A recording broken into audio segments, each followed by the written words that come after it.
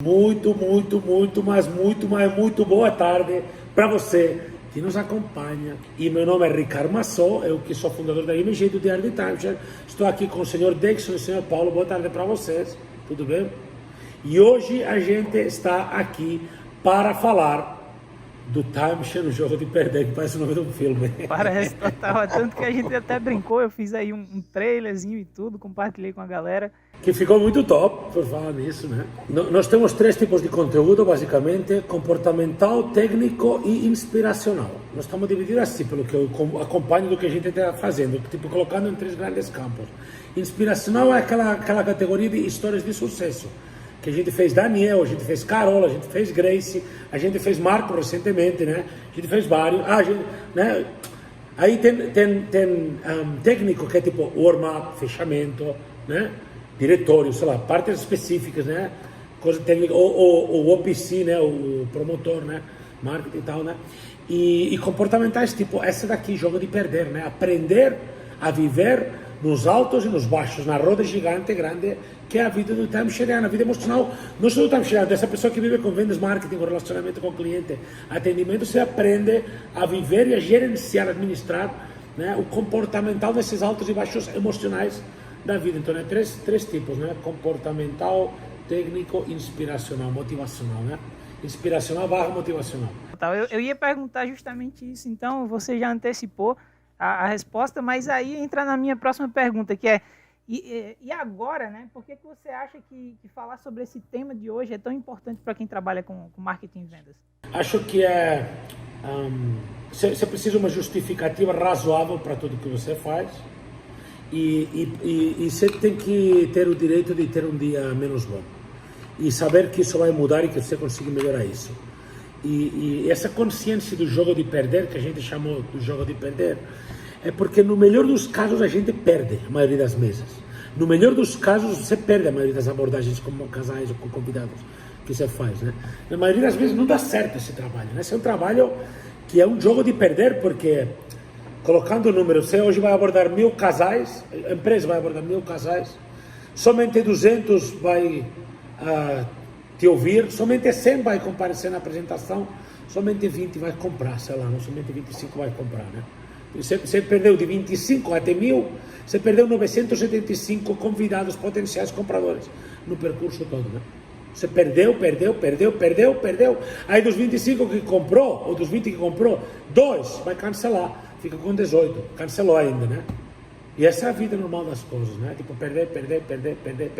Aí desses 18 que vai ficar, outros 3 vai ficar inadimplentes durante a vida do contrato, né? E assim é a vida, né? Outro vai cancelar nos próximos 60 meses, né? Outros 2 ou 3 vai cancelar nos próximos 60 meses. Perder. 1000 famílias vai chegar a 12, 14 que vai ficar ativas no final do percurso, né? Essa é a vida. Total, a gente fica muito acostumado a ver só as vitórias, né? Claro, e se você não tem consciência disso, você pode chegar a pensar que você está errado perdendo. Mas é o processo natural das coisas. Isso não significa que você vai viver aceitando errar como parte normal. Não é assim. Aceito errar, mas tentando fortemente acertar. Aceito falhar ou perder enquanto estiver tentando fortemente acertar, né? Porque não pode, perder, mas é normal. Não, peraí. Você perdeu, mas não tentou fortemente acertar. Então tem esse detalhe, né? Jogo de perder, tentando fortemente acertar. Não, corrigindo o nome da live. O jogo de perder, tentando fortemente acertar. A importância, eu acho, de entender que o timeshare é o jogo de perder, Paulo, é que isso é fundamental para que o consultor, o fechador, o gerente adquira resiliência, né? A inteligência emocional de aprender a não se frustrar com qualquer resultado negativo que aconteça. Ele tem que entender que ele vai errar muito para acertar. É basicamente como no jogo de futebol. Às vezes o time passa o jogo todinho chutando no gol para acertar para fazer 2 gols, 3 gols, sabe? Mas para eu conseguir fazer os gols, eu tenho que estar chutando. Uma vai na trave, uma vai para fora, uma vai na mão do goleiro e uma vai dentro, 2, 3. Quando o time está com a pontaria afiada, né? De cada 5 chutes, ele pode converter 3, né? Ele pode converter 4. Só que isso vai depender de todos os outros que ele errou, né? Tem um que foi com muita força. Opa, peraí, agora eu tenho que meter mais colocado, né? Tem um que que o cara, de repente, chutou no momento errado, tem que esperar o momento certo. Então, a gente erra muito para conseguir calibrar. Então, é basicamente o mesmo que acontece no timesheet. Você vai meter 20 casais para entrar X em sala. Você vai atender tantos casais para vender tanto. Você vai vender tanto para que tantos vão seguir, tantos vão cair, sabe? E por aí vai. Então, entender esse jogo, entender que o timesheet é assim, faz com que você não se desespere a qualquer resultado negativo. E aí entra um lance que a gente fala muito, que é o vende ou aprende, né? Porque você perdeu, você não conseguiu vender, mas você aprendeu algo novo que vai te levar mais rápido para a venda. Assim, se você está com a mente aberta, você tem a chance de aprender. Não é todo mundo que vende ou aprende, tá? Muitas vezes vende ou dramatiza, vende ou culpabiliza, muitas vezes, né? Mas o ponto inteligente disso não é vende e culpabiliza, vende e dramatiza. O ponto inteligente disso é vende ou então saca uma aprendizagem para mim do que eu poderia ter feito melhor para ser melhor na próxima mesa, não perder uma situação igual a essa, né? Voltando para o futebol, é basicamente o cara errou o pênalti e fala que a culpa foi do gramado. Ou do vento, né? Exatamente. Então, que a bola estava murcha. Ou que o goleiro é muito bom. Ou que o goleiro é muito bom, né? E aí ele não vai melhorar nunca. Então o cara não assume a responsabilidade, né? Não, perfeito. É uma questão de assumir. Você somente vai aprender. Quando falhar, se assume a responsabilidade. Você somente vai aprender. Se está nessa fase de vende ou aprende, nesse loop, né, de vende ou aprende, se cada vez que você não vende, é humilde para ver o que é que você poderia ter feito melhor. Não os problemas dos outros, do casal, do close, não. O que é que você poderia ter feito melhor para garantir a venda. Inclusive, vou dizer mais. A gente estava assistindo uma apresentação agora e Paulo e Jackson estavam presentes. Estávamos assistindo uma videogravação. E no final da apresentação, né, tinha a parte de fechamento.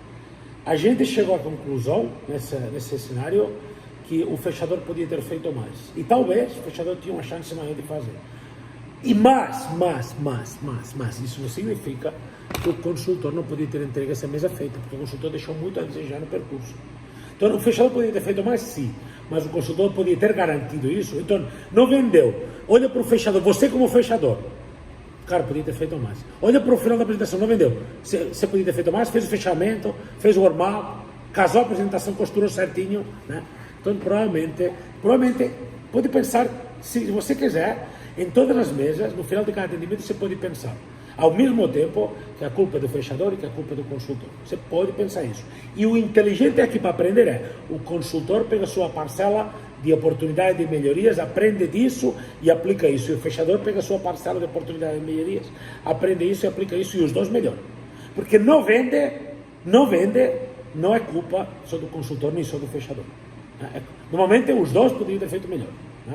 Então, se tinha uma chance de melhorar, você olha para o seu e o consultor olha para o dele, e o supervisor, o fechador olha para o dele, e todo mundo vai melhorar, né? Essa lógica de venda ou aprende, que não é dependente apenas de quando um vende ou aprende, o outro não precisa mais. Tipo, o consultor não vendeu, mas aprendeu, que bom. Não, o fechador tem que trabalhar também. Então não é uma coisa de um ou outro. Tinha um caso que alguém me perguntava assim, quando não vende, a culpa do consultor ou do supervisor? Resposta, dos dois. Os dois podem melhorar. E às vezes não é nem dos dois, mas os dois podem melhorar. Porque tem aquele fechador que espera a vida de cor-de-rosa, né? Que vai chegar o casal vendido. E essa coisa tem tudo a ver com essa coisa do jogo de perder. Cara, se você está esperando que chegue na sua mão um casal fechado, vendido, cara, você vai perder muito mais e vai converter muito menos. Agora, se você está esperando que venha vendido pelo consultor ou pelo estilo de vida e tal, e também está disposto a lutar pelo que você tem que converter, suas chances acabaram de melhorar bastante. Se você busca somente aquela mesa que você já sabe que está tipo, amarrado o valor e está tudo certo, cara, se você só espera só essas mesas, você vai ter muita dificuldade para fazer volume. É impressionante como dá para comparar sempre com o futebol, né, que a gente está fazendo. É basicamente você esperar o gol estar sem goleiro para você fazer o gol. Né? É basicamente isso. O fechador espera que esteja todas as condições perfeitas para ele conseguir vender. E daí o que a gente falava, a capacidade de reconhecer que você errou, né? E também tem outra coisa, vou mais além, a capacidade de aceitar que o teu erro seja apontado. né? Porque geralmente o que acontece quando o fechador, o consultor, ele comete um erro e um superior vê, ele vai apontar onde está o erro.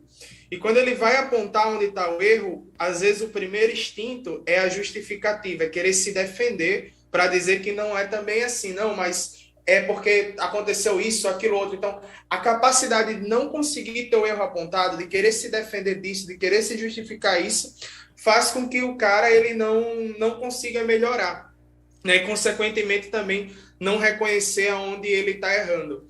Então, ter essa consciência, né, sempre vai fazer com que ele melhore cada vez mais. Quando o consultor ele consegue virar essa chavinha, né, ele sai desse lance de se justificar e se defender, e ele começa a escutar para querer melhorar, as coisas começam a mudar. Ele tem que entender que nada é pessoal, que ninguém fala nada para prejudicar ou para criticar, e sim com o intuito de que ele venda, porque todo mundo ganha dinheiro quando ele vende, né? Então, todo mundo está interessado nisso. Dixon, voltando um pouco a essa coisa do jogo de perder, sabe, imagina, é que eu sei que seu pai trabalhava nos Correios, né? Mas imagina que, eu não sei no que fazia nos Correios, nem é o assunto, mas imagina que fosse carteiro, que não era, eu sei que não era, mas imagina que fosse carteiro desses que vai deixando os envelopes na porta de cada casa. Imagina, não é, mas imagina uma pessoa que é, tá? Imagina que de cada 10 vezes que tentasse colocar o envelope dentro dos Correios da pessoa, da casa, falhasse 8 vezes de cada 10. Ele não ia enlouquecer. Tu tá entendendo? Tá vendo a cena? O cara, ele... A ranura é assim e ele pega o envelope assim, epa, não entra. Ih, falhou. Aí vai pro próximo e errou de novo. E você acha que não frustraria? Imagina, Paulo, cada vez que você tenta editar um vídeo, na metade percebesse que não vai conseguir, tivesse que desistir. Já perdi, não deu certo. Ou no final, terminou, não deu certo, não consegui. E não tivesse reversão. É uma única tentativa de editar um vídeo e não conseguiu, perdeu para sempre. Como você se sentiria falhando 8 de cada 10 vezes? Fez merda. Imagina um pedreiro que está colocando tijolo e de cada 10 tijolos que coloca, 8 são fora do prumo. Os prédios de Natal, os prédios no Rio de Janeiro, os prédios no Recife, Fortaleza, iria parecer a Torre de Pisa, que é toda torta para o lado, né? Imagina como é duro isso, e é tão duro quanto, Dixon muito bem, falando de futebol, é tão duro quanto o 9 no time, que é o centroavante, né? Cara, esse cara falha tanto quanto acerta, 50-50. Esse cara ainda é um privilegiado. O cara que é bom de chutar pênalti acerta 80-90% dos pênaltis.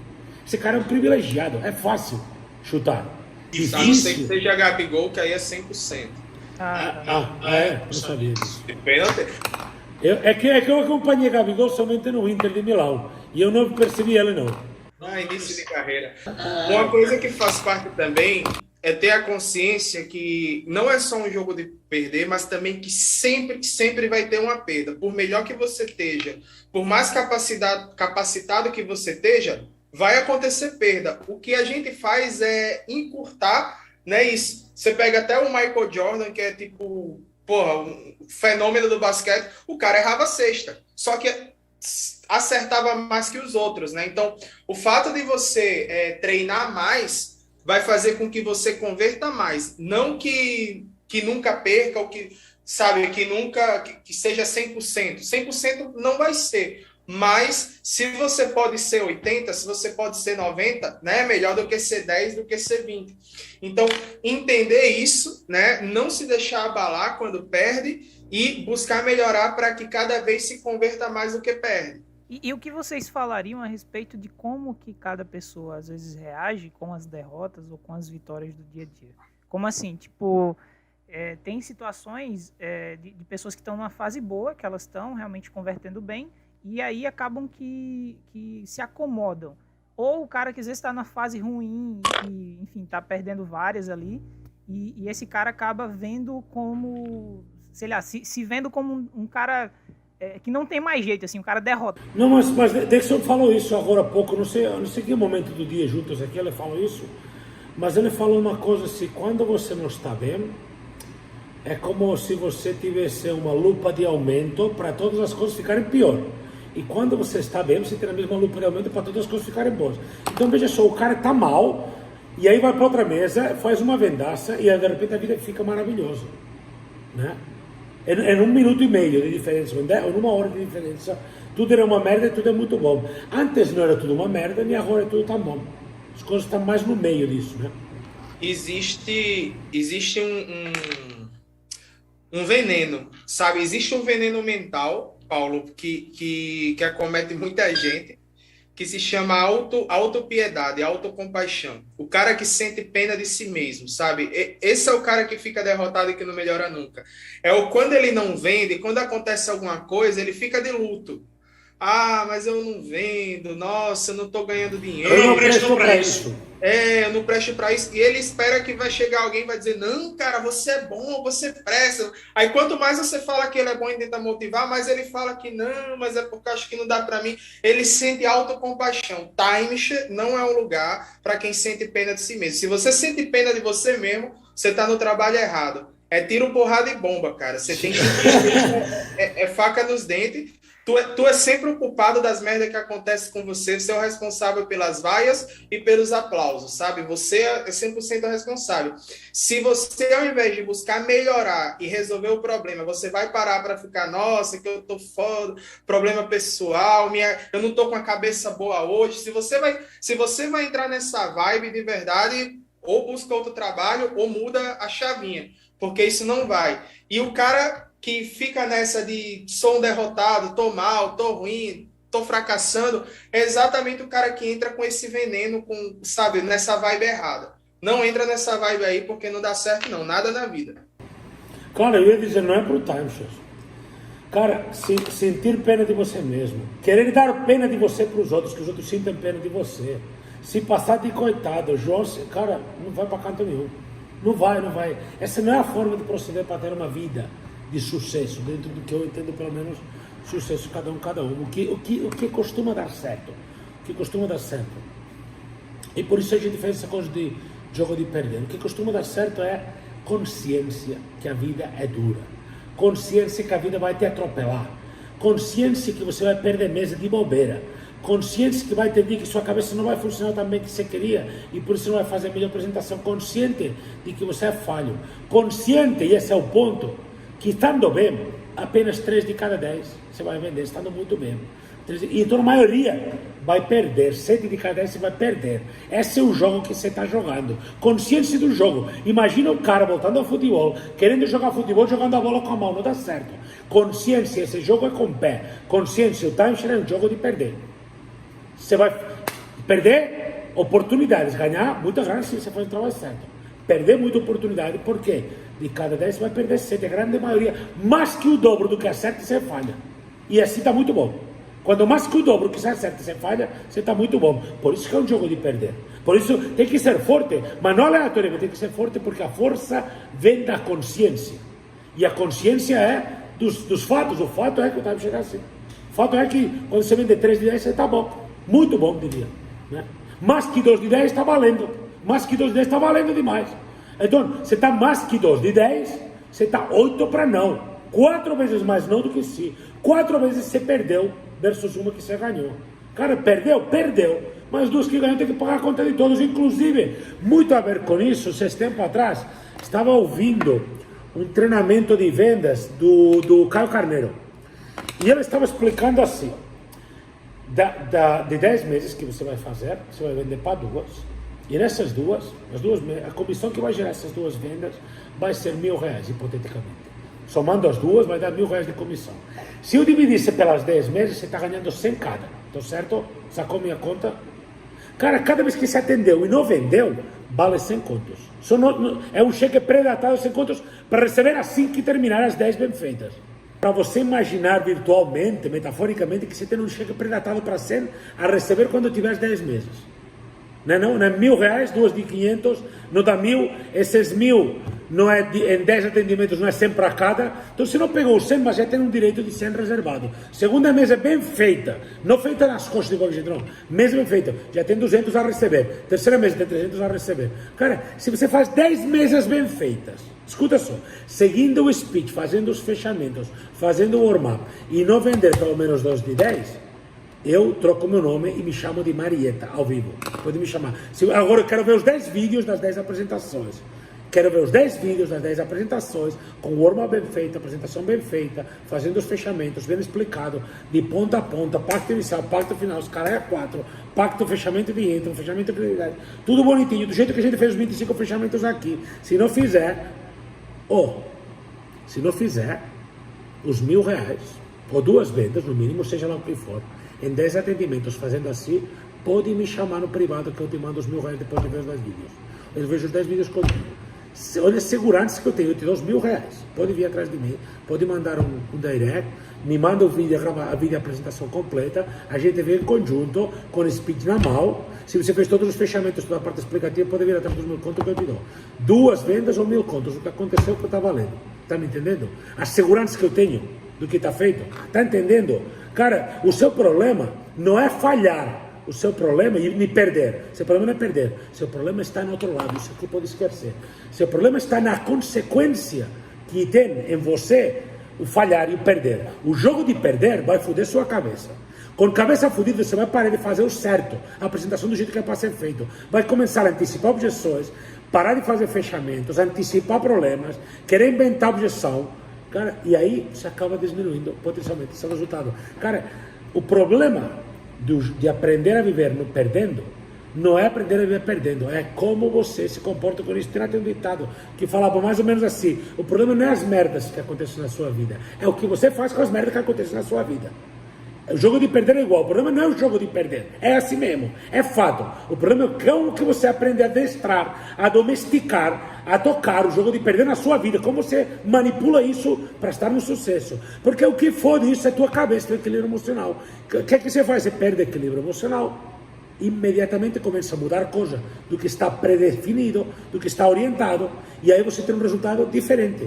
Eu garanto a você, ser humano corajoso, que faça 10 apresentações seguindo o speed de IMG com a tecnologia completa de IMG, me entregando as 10 videochamadas, e não me entregue 2 vendas ou R$1.000 em comissão, eu dou.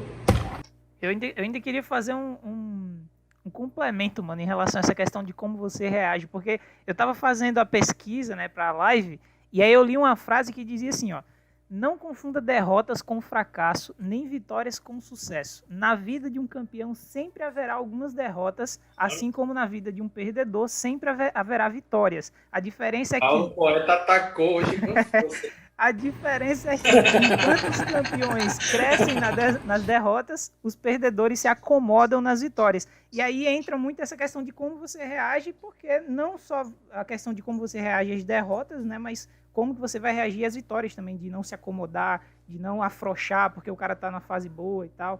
Então você continuar, né, constante, resiliente, ali firme, se dedicando no mesmo... Claro, a gente fala que o timeshare é uma roda gigante, às vezes você está em cima, às vezes você está embaixo, né? Essa roda gira. Cara, quando você está embaixo, sobe, porque você está tão fodido que você empurra uma hora, você empurra para subir. E quando você está e quando você está em cima, desce, porque você relaxa. Porque sabe, tem gente ficando rica com R$3.000 por mês. Tem gente relaxando com 3.000 por mês. Tem relaxando com 1.000 por semana, por 500 por semana. E já tá bom. Entendeu? E o problema é essa falta de ambição. E o problema não é a falta de ambição.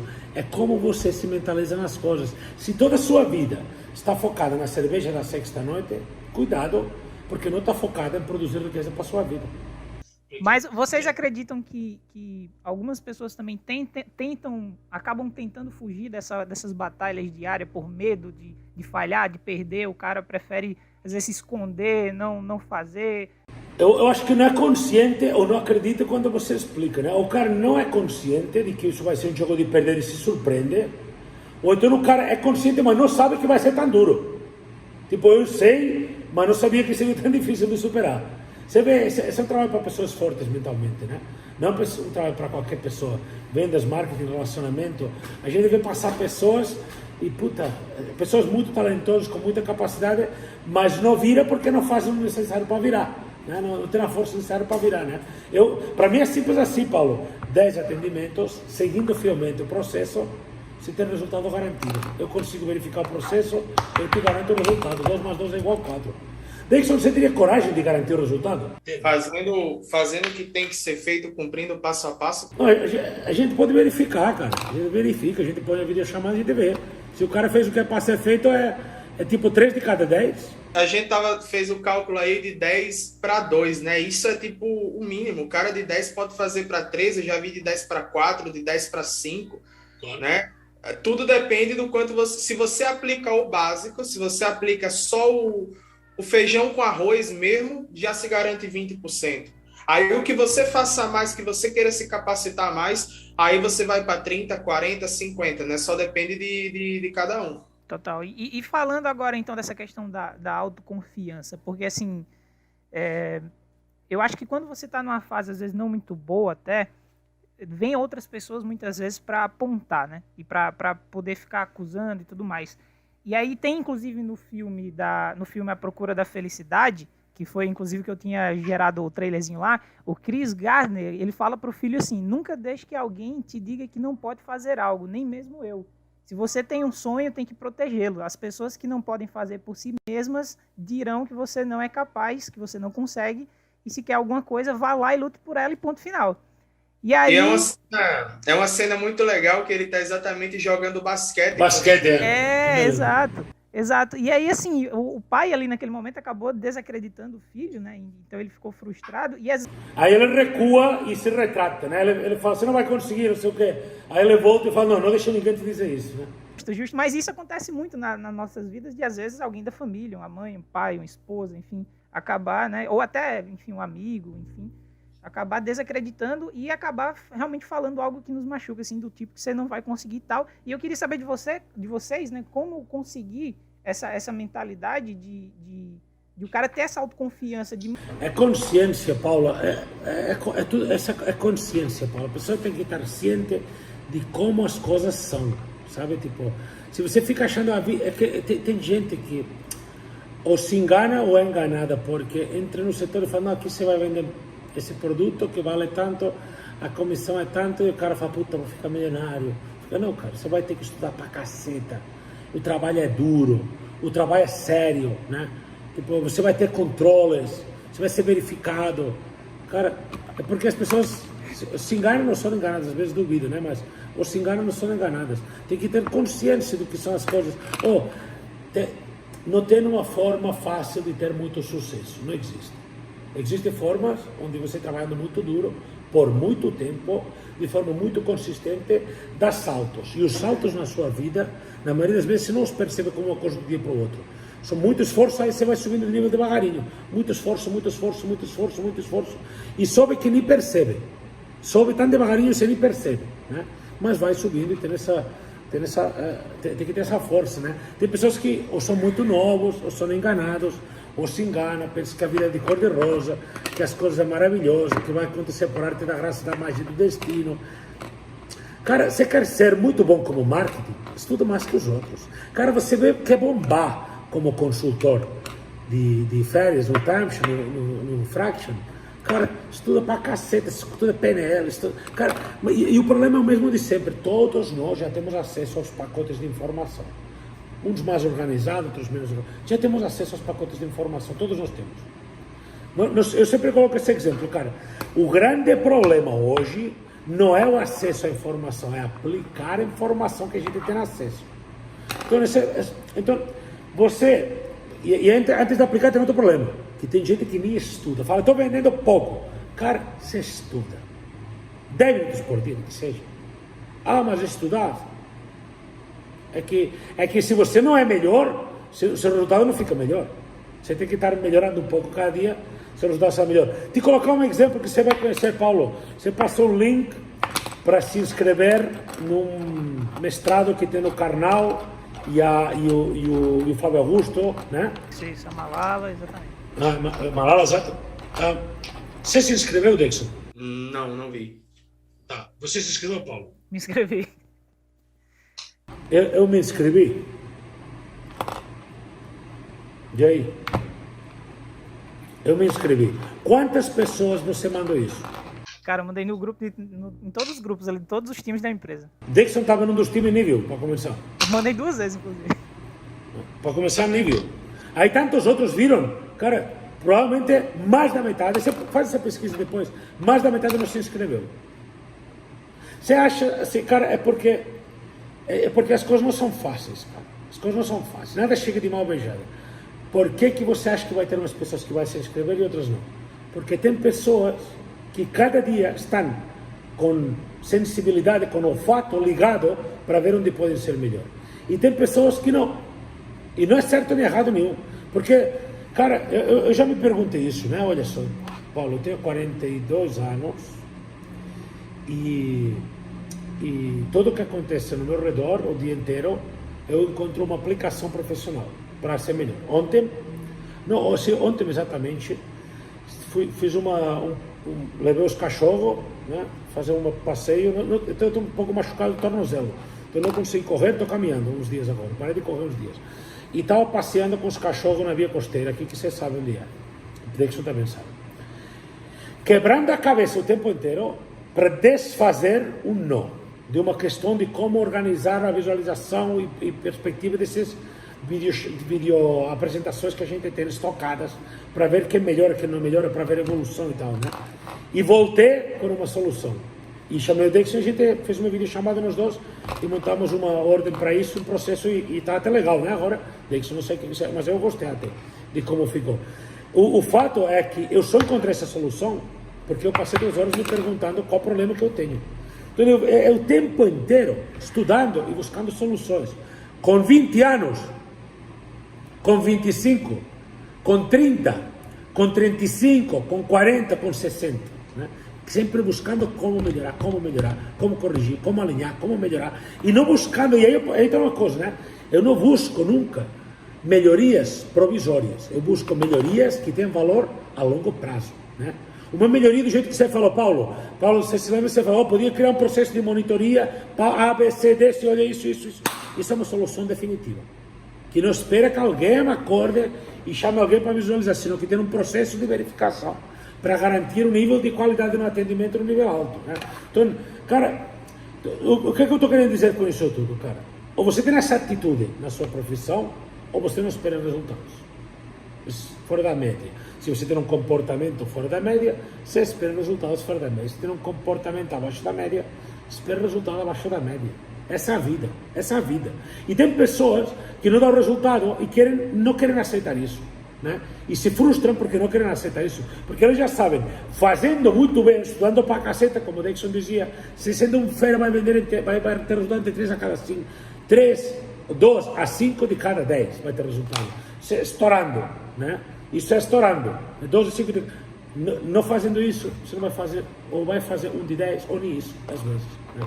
Mas a responsabilidade ou o problema, ou a dificuldade ou a solução está em você, é só você. Então, quando a gente fala jogo de perder, cara, eu preciso que você esteja preparado mentalmente para ficar perdendo. Isso é um jogo de... vai perder mais que ganhar, vai perder mais mesa que vai ganhar mesa, né? Quando usa o CRM, né? Perdido ou ganhado, você vai clicar mais vezes em perdido que ganhado. Indo muito bem, você vai clicar em perdido no CRM mais vezes do que ganho. Fato. Agora já entendeu isso? Agora vamos lutar para ter o máximo ganho possível. Vamos estudar para caceta, vamos nos dedicar. Aqui tem gente, cara, que tem acesso à informação, tem treinamento personalizado e chega na hora e não aplica. Por que não aplica?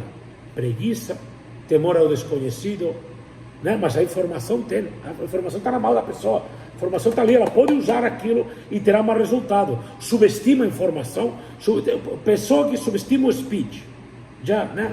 Subestima o speech, pensa que alguém ou alguns quebraram a cabeça, corrigindo e alinhando por anos, a melhor forma de se comunicar, de chegar a melhor ponto de persuasão, de convicção, de argumentação, para fazer um fechamento, para chegar a uma venda.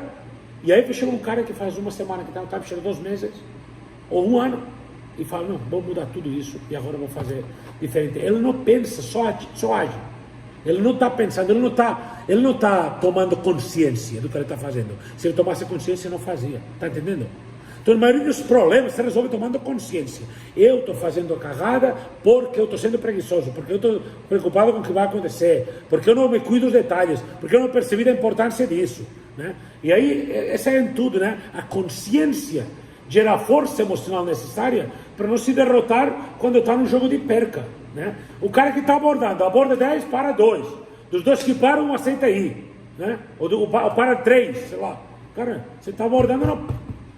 E entender esse mecanismo do jogo de perder dá uma ferramenta muito importante para o consultor, o OPSI, que é o controle de expectativa, né? Você aprende a controlar as expectativas, você não se desespera com o que dá errado, mas também não se emociona demais com o que dá certo. Você tem suas expectativas controladas, você sabe exatamente, né, o ponto certo para manter o equilíbrio e a resiliência. E a maioria das pessoas que se frustram, né, ou aquelas que estão vendendo muito e daqui a pouco não vendem mais nada, é exatamente porque não controla as expectativas. Perdeu 1, 2, 3 vezes, já se desespera. Ou então ganhou vezes seguidas e já acha que está bem, né? Então, tanto para cima como para baixo, é perigoso se você não controla essas expectativas. Uma vez que você tem isso controlado, você fica ali alinhado, né? E agora você vai ter aí a organização, a resiliência necessária para se manter, né? Para manter num bom nível. É o que a gente fala sempre, né? Que é um grande desafio no timeshare a gente se manter, né? Seja se manter em crescer equipe, seja se manter em vender, se manter em colocar casal, exatamente para não entrar naquele lance que a gente fala da roda gigante. Por que existe a roda gigante, né? Quando você está embaixo, você faz todo o esforço possível para poder subir. Só que quando já está em cima, você relaxa. Aí você cai para baixo de novo. Não é que a roda gigante é uma coisa do destino, da magia, não? E tu tem que uma hora tá em cima, uma hora tá embaixo. É pelo contrário. Uma hora você tá embaixo e quando tá embaixo você luta para subir. Aí quando você sobe, você relaxa e você cai. Tem como tá sempre em cima na roda gigante? Tem. Basta você não se acomodar. Basta quando você tá em cima, você seguir mantendo o mesmo esforço de quando você tava embaixo, né? Eu posso estar fazendo 20 gols, mas eu tenho que manter o mesmo esforço e dedicação de treino como se eu não estivesse fazendo nenhum, porque só isso vai me levar à excelência. Quando você se acomoda, cara, não vai. Então, é importante você ter esse controle para você se manter linear, né? Você se manter estabilizado, né? Top. E outro trecho do filme, cara, o Chris Gardner, ele fala assim, ó, a maioria das pessoas precisa de um plano. A vida já é louca demais sem um plano.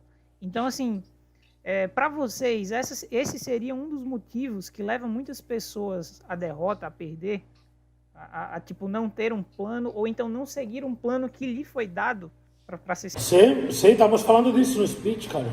Só se frustra porque não sigue o processo, inventa coisas, você não tem noção da quantidade de coisas que as pessoas falam que não tem nada a ver, por falta de experiência, de expertise, e não seguem o plano, criam um outro processo e tem um outro resultado diferente. Muito normal. O problema, Paulo, é não acreditar no plano. Porque o plano ele vai existir, ele é dado ou você cria, só que em determinado momento, quando você não acredita no plano, você desiste dele. E daí, quando você desiste, realmente não tem como dar certo. É como o Ricardo está falando do speech. O speech é um plano. O speech é um plano de venda. É um plano a ser seguido para que você consiga ter ali os teus resultados. Se você não acredita nisso, se você acha que de repente é grande demais, se você acha que essa palavra não tem necessidade de eu falar, vou sintetizar, vou reduzir, vai não sei o quê, você está desacreditando do plano e quando você desacredita, você deixa de seguir ele. É impossível você seguir algo que você não acredita, não tem como. Você pode seguir para as aparências, mostrar para o teu gerente, para o teu supervisor que, eu acredito, eu sigo, mas quando vai na prática você não segue porque você não acredita. Então, a primeira coisa é acreditar, né? Compre a ideia. Se você não tem a ideia comprada ainda, sabe? Joga todas as tuas objeções, sabe? Fala todas as tuas dúvidas que tu tem de por que não acredita nesse plano, fala com o teu gerente, com o teu supervisor, e se dá a oportunidade de ser vendido na ideia. Ser vendido de verdade, não falar, eu acredito no speech, o speech é legal. Não, realmente acredite, mas se dê a oportunidade disso. Se tu tem uma dúvida, se tu acha que... Eu acho que ficaria melhor o speech se fosse assim, ok, explica por quê. Joga a tua objeção, vamos entender. Você precisa se abrir a mente para possibilidades, sabe? E às vezes é um erro que muita gente comete. Não acredita, guarda as objeções para si e quando chega na hora do vamos ver, faz cada um do seu jeito e infelizmente não tem como você atingir o objetivo se você não está cumprindo aí a diretriz que é colocada para ser cumprida. Entendi. E para a gente se encaminhar então para o final da live de hoje, no final do filme A Procura da Felicidade, o Chris Gardner, ele fala, é uma cena inclusive muito famosa, né? Uma cena que muita gente chora, que ele fala assim: essa parte da minha vida, esta pequena parte, se chama felicidade. Aquela cena que, enfim, ele está na rua, várias pessoas passando ali por ele. E aí eu queria saber, assim, na visão de vocês, o que isso significa para você quando ele fala essa pequena parte, né, da minha vida significa felicidade. Eu vou começar, que para mim, assim, eu acho que esse... Não, peraí. Você, Paulo Poeta, vamos alinhar aqui. Você está perguntando o que significa felicidade para Dixon e para mim, é isso mesmo? Relacionado ao trabalho, essa pequena parte se chama felicidade, significa que, assim, o cara, ele batalhou muito, ele fez muito para conseguir atingir o objetivo dele. Ele acreditava no plano, ele sabia que o plano era certo e, tipo, passou por muita coisa para chegar nesse plano, para chegar nesse objetivo. Quando ele atinge o objetivo dele, né, ele vem tudo na cabeça dele do que ele passou, do que ele se esforçou para atingir, e essa parte se chama felicidade, né? Essa felicidade a gente pode ter todo dia, né? O objetivo é a venda. Então, se você segue o plano perfeitamente como tem que ser feito e você estuda e você se dedica para ser o cara que de cada 10 vai vender para 3 ou de cada 10 vai vender para 5, quando você de cada 10 estiver vendendo para 5, você vai estar feliz porque, tipo, consegui, sabe? Esse era o meu objetivo e eu atingi.